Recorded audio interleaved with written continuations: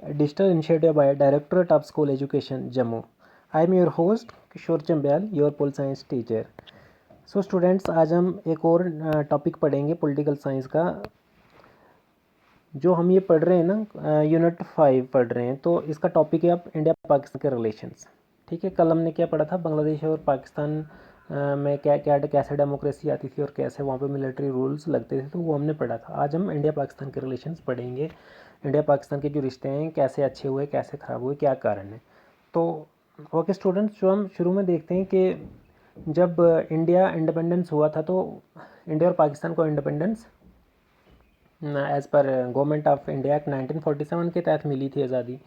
पहले तो इंडिया एक ही कंट्री था, लेकिन जब 1947 के बाद एक तरफ से इंडिया बन गया, एक तरफ से पाकिस्तान बन गया। पाकिस्तान मतलब जहाँ ज़्यादा मुस्लिम मेजॉरिटी थी वो उन्होंने पाकिस्तान बना दिया, और जो यहाँ पे थे बाकी जो लोग थे उन्होंने इंडिया बना दिया।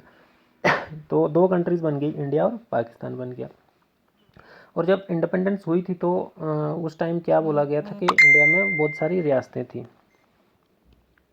1560 के आसपास इंडिया में रियासतें थी। तो इनको एक ये प्रस्ताव दिया था कि आप अगर इंडिया के साथ आना चाहते हो इंडिया के साथ आ जाओ, पाकिस्तान जाना चाहते हो पाकिस्तान चले जाओ, या इंडिपेंडेंट रहना चाहते हो तो इंडिपेंडेंट भी रह सकते हैं। लेकिन बहुत सारी रियासतें थी, कुछ इंडिया के साथ मिल गई और कुछ पाकिस्तान चले गई। लेकिन बची 3 रियासतें।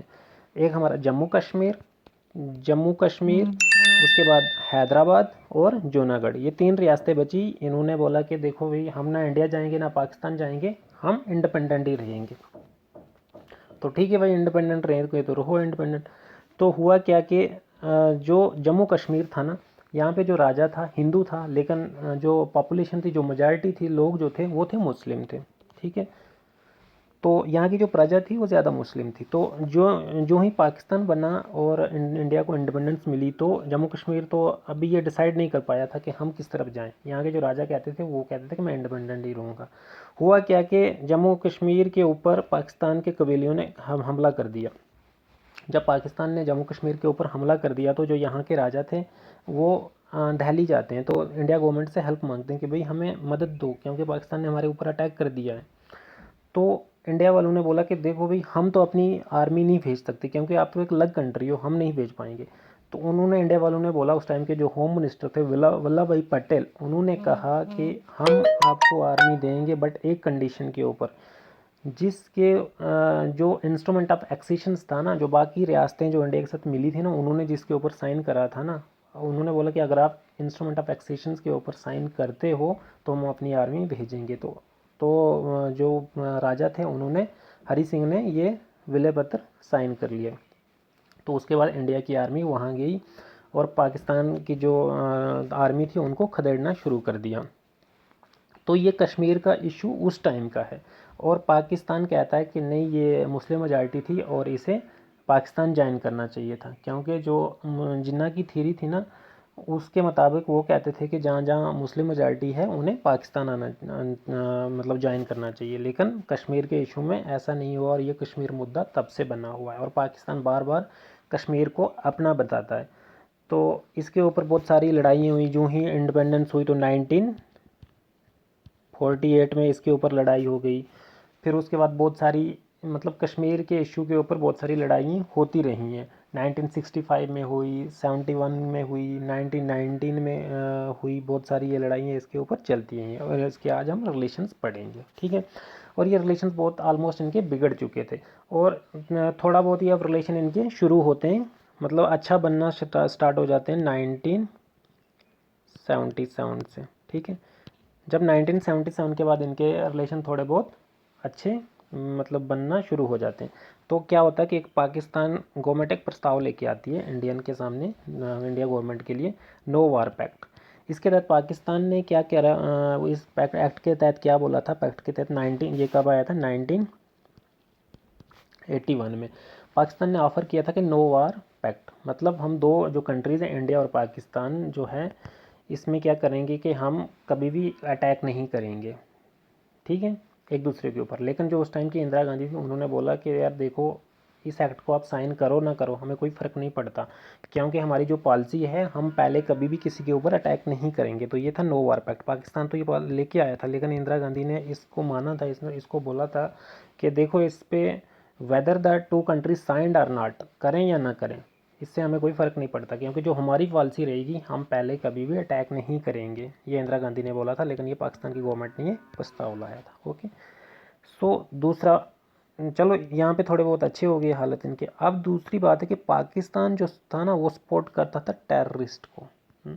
Pakistan has been fighting a proxy war on India, ये प्रॉक्सी वार करता ही रहता था इंडिया के साथ, कभी यहाँ पे कर लिया, कभी LOC पे, कभी कहाँ कहाँ, ये करता रहता था, क्योंकि पाकिस्तान जो था ये सपोर्ट करता था किसको, टेररिस्ट को करता रहता था। और ये इनके बीच में ये और पाकिस्तान जैसे सपोर्ट करता था यहाँ पे पंजाब मिलिटेंट्स को, कश्मीर में टेररिस्ट का बढ़ावा वगैरह ये देता रहता था पाकिस्तान।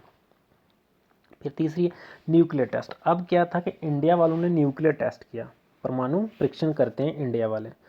तो ये न्यूक्लियर टेस्ट कब किया था, इंडिया ने कंडक्ट किया था, पहले किया 11 मई को 1998 को।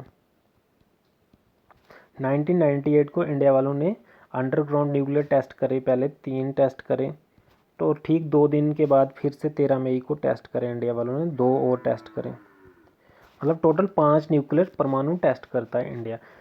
और पाकिस्तान ने जब देखा कि इंडिया वाले टेस्ट कर रहे हैं, तो पाकिस्तान ने भी ये टेस्ट कर दिया। न्यूक्लियर टेस्ट कब किया था इन्होंने, 28 मई को, 28 मई 1998 को।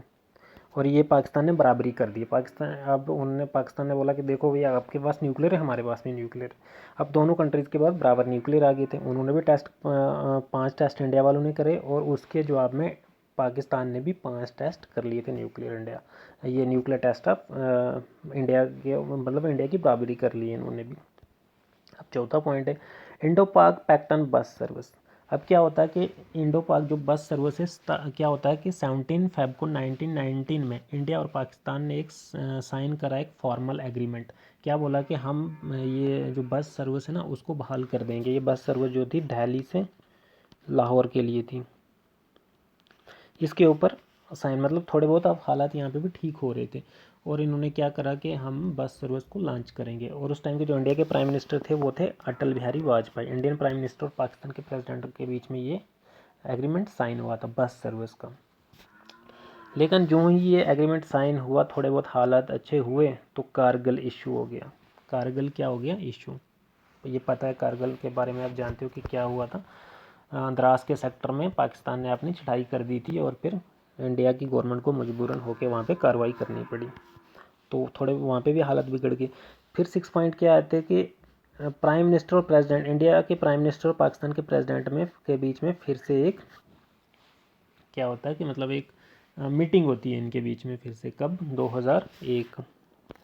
2001 में इनके बीच में मीटिंग होती है। इंडिया के प्राइम मिनिस्टर अटल बिहारी वाजपेयी और पाकिस्तान के प्रेसिडेंट थे परवेज़ मुशर्रफ। इस मतलब जो इनके विवाद था ना, जो इश्यूज़ हैं इनके बीच में, इनकी एक मीटिंग होती है कि भाई क्या कराना है। लेकिन ये मीटिंग्स को सुलझा नहीं पाए, दोनों साइड्स फेल हो गई इस चीज़ को रिकनसाइल करने में, और ये डिफरेंसेस फिर से बढ़ते गए। ठीक है, उनकी मीटिंग हुई थी कश्मीर इशू और बॉर्डर टेररिज्म के, क्रॉस बॉर्डर टेररिज्म के ऊपर बातचीत हो रही थी उनकी, लेकिन ये बात बन नहीं पाई। तो जब ये बातचीत हुई तो उसके बाद क्या होता है कि 7 पॉइंट में terrorist attack on Indian parliament. Terrorist attack हो जाता है, पाकिस्तान की तरफ से एक अटैक हो जाता है इंडियन पार्लियामेंट के ऊपर। कब होता है ये, 13 दिसंबर को, 13 दिसंबर 2001 को terrorist attack on Indian parliament. और इसमें 12 जो थे टेररिस्ट मारे जाते हैं। ठीक है, 12 टेररिस्ट आउटफिट बेस्ड ऑन, और जो लोग इसमें 12 कुछ टेररिस्ट और मतलब लोग भी मारे जाते हैं इसमें बहुत सारे। और जब ये पकड़े गए तो इनका जो बेस कैंप था वो कहाँ निकला था, पाकिस्तान था। मतलब यहाँ पे साफ हो गया कि ये टेररिस्ट जो है ये पाकिस्तान बढ़ावा देता है इन्हें। और पाकिस्तान के जो कौन थे टेररिस्ट, जो ग्रुप्स थे, लश्कर तैयबा और जैश मोहम्मद, इस चीज़ के रिस्पॉन्सिबल थे। और इनका बेस कैंप कहाँ पे था, पाकिस्तान में था। और फिर इसी बात को लेकर क्या करते कि इंडिया जो अपने हाई कमिश्नर को रिकॉल कर लेता है। जो ही ये टेररिस्ट अटैक हुआ था ना, तो उसी के कुछ टाइम बाद 21 दिसंबर को इंडिया जो है अपने इन हाई कमीशंस को रिकॉल कर देता है, और जो बस सर्विस थी उसको बंद कर देते हैं। क्योंकि बस सर्विस जो थी अब इंडिया यहाँ पे मतलब बंद कर देता है, पाकिस्तान में के साथ उनका कोई रिलेशन नहीं।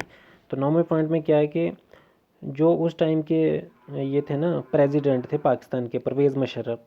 अब इस हालत के चलते वो इन दोनों संगठन के ऊपर बैन लगा देते हैं।